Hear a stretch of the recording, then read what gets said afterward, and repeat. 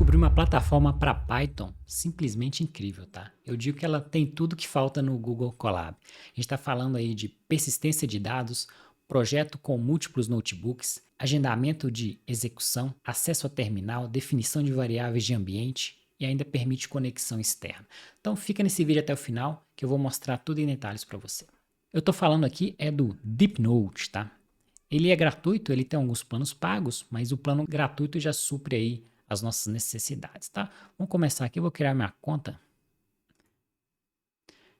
Vou criar aqui com o Google.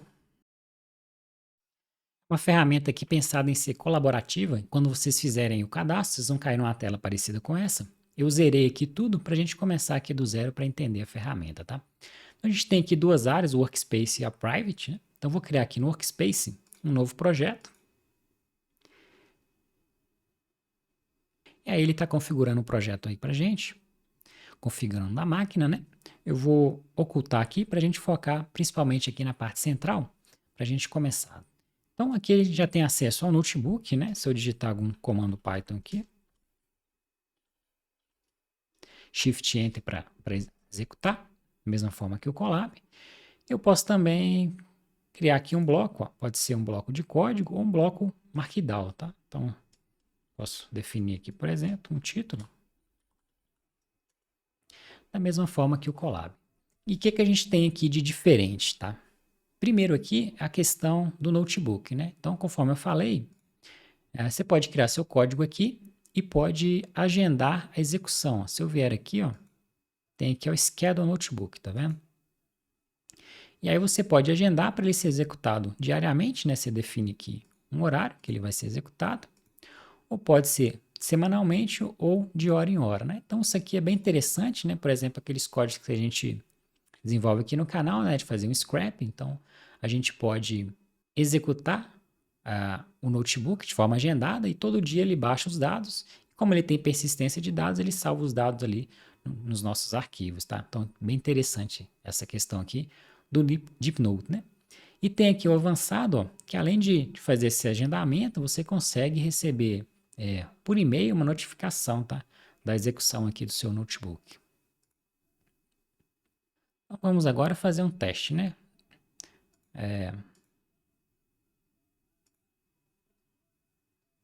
Apagar aqui, vamos baixar os dados ali do Yahoo. Então, o primeiro que a gente faz seria importar, né? O iFinance. Se a gente rodar aqui, então não vai dar um erro, justamente porque não está instalado, né? E aí que entra outra parte aqui do DeepNote, que é o seguinte. A gente tem aqui o arquivo, né? Esse notebook chama notebook.pynb. E aí a gente tem aqui a parte dos ambientes. Então, se a gente vier aqui nos ambientes, ele está executando aqui um Python 3.7.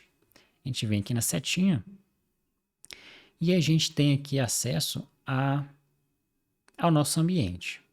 No nosso caso ali, a gente poderia instalar o iFinance ali pelo pip, né? Então, poderia dar uma exclamação pip install iFinance. Mas mais interessante da gente fazer é a gente pode criar um arquivo, vem aqui a Files, New File, cria aqui um requirements.txt. Requirements.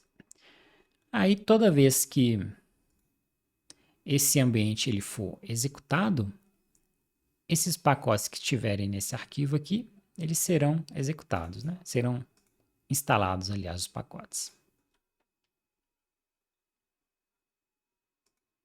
Então, vou colocar aqui o iFinance.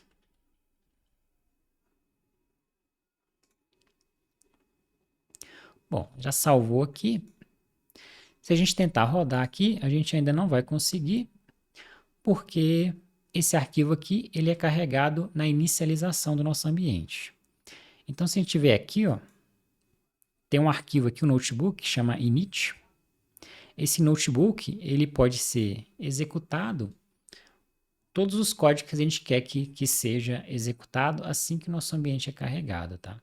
Então aqui ele já tem como exemplo que é justamente ele tem um código bash aqui para instalar todas as dependências contidas nesse arquivo aqui, requirements.txt. Então a gente pode vir aqui e rodar, né? Rodar esse código aqui, que ele vai instalar para a gente as dependências, né? Então ele está executando aqui, ó, ele já está instalando as dependências. Se a gente voltar agora no código do notebook, ó, aí já consegue fazer a importação, né? Então aqui vamos falar aqui def. Ele tem também o autocomplete, né?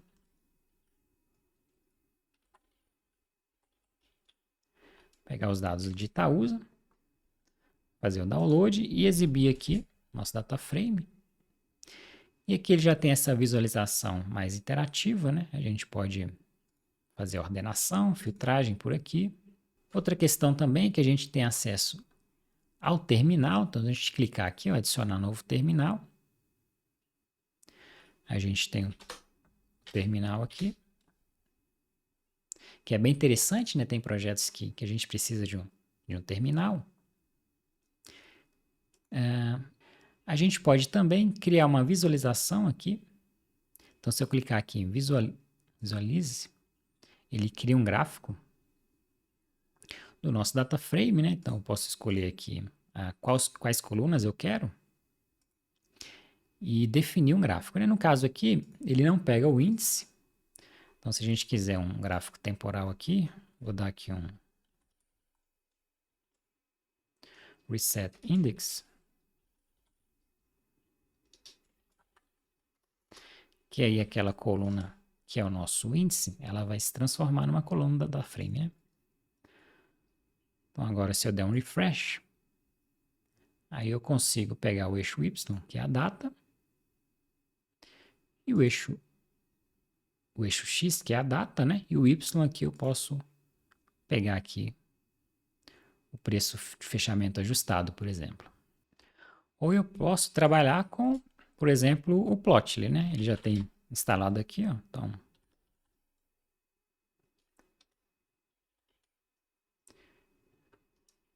pegar o Plotly Express.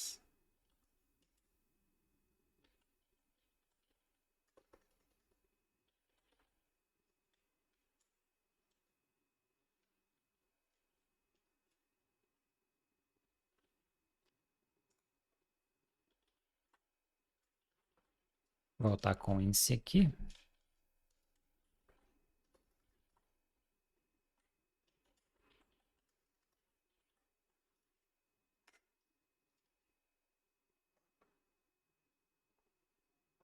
A gente tem um gráfico aqui do Plotly também.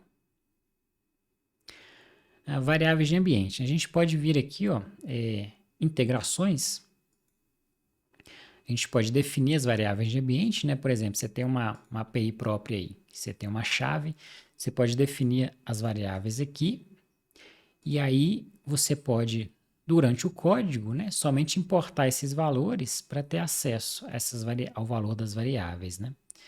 Então, esses valores aqui, eles ficam disponíveis para todos seus projetos, né? Então, por exemplo, você tem uma chave aí do Alpha Vantage.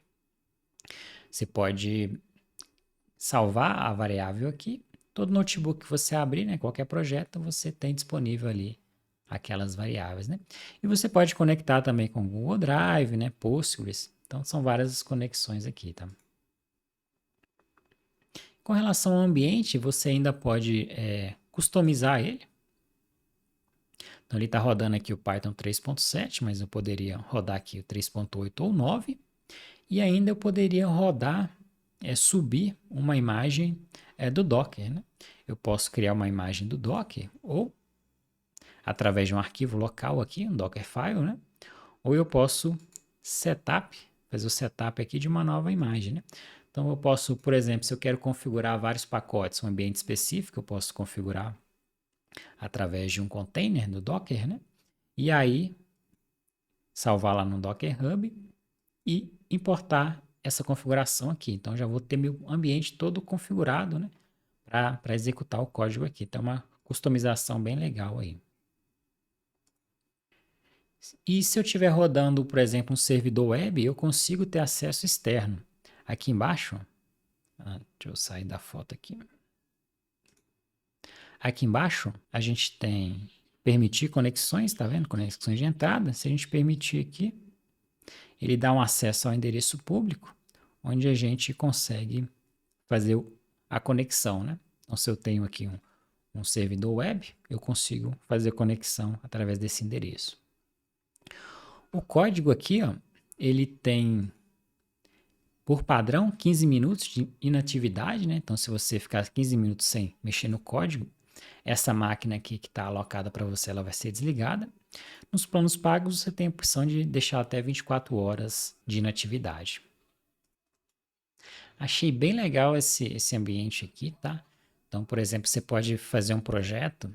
Se quiser deixar o notebook mais limpo, né? Você pode desenvolver suas funções no arquivo PY, por exemplo, e importar ela aqui para o notebook, né? A gente faz um notebook com bem menos código, né? Fica bem mais legível, tá? Comentem aí o que vocês acharam. Eu gostei pra caramba.